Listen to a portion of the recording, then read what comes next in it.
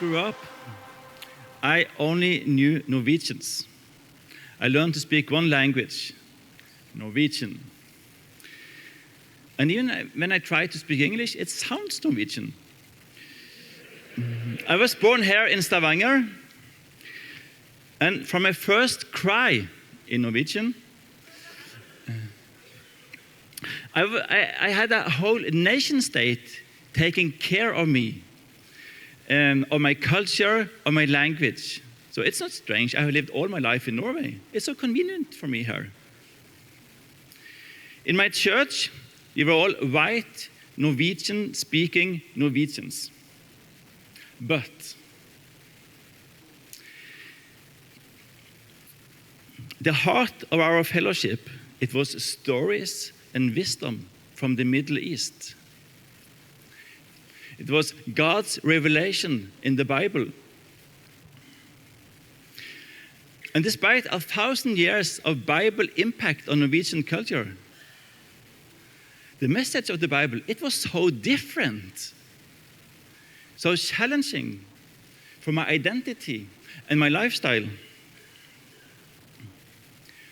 When I moved to Oslo to be a student, in my new church, there were a lot of Vietnamese and Tamils, and my best friends came from Africa.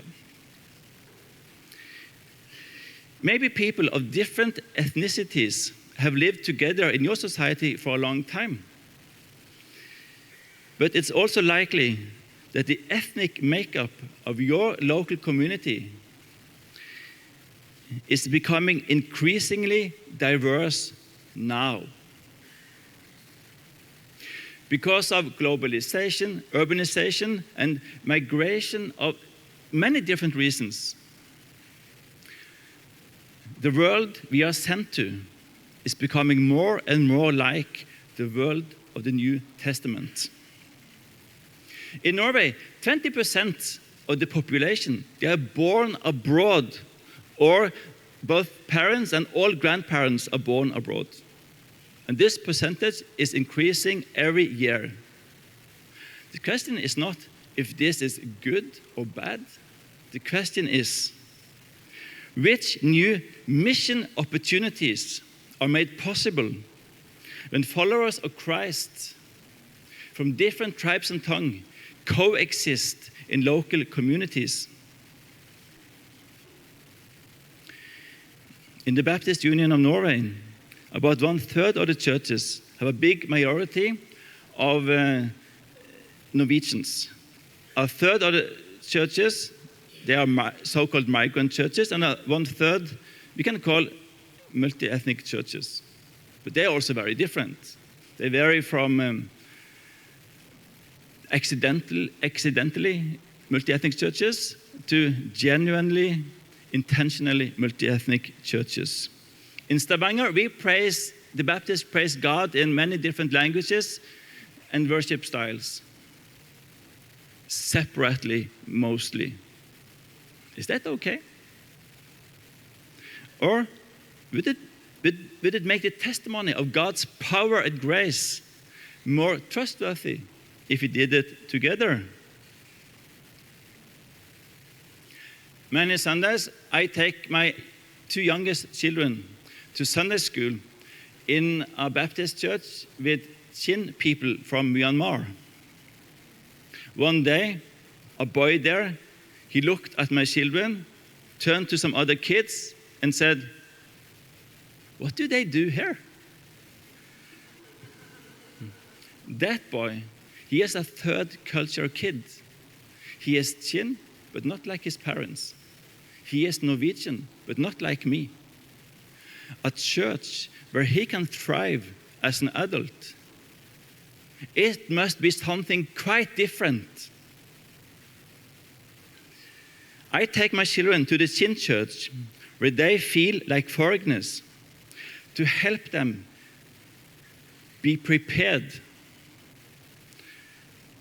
for when they, together with people of all tongues and tribes in Norway, they will build a new kind of churches we have never seen before in this country.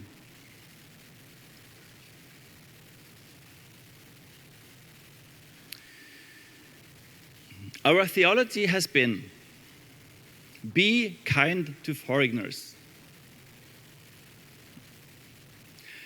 Isn't there anything more in the Bible which can guide us? Please?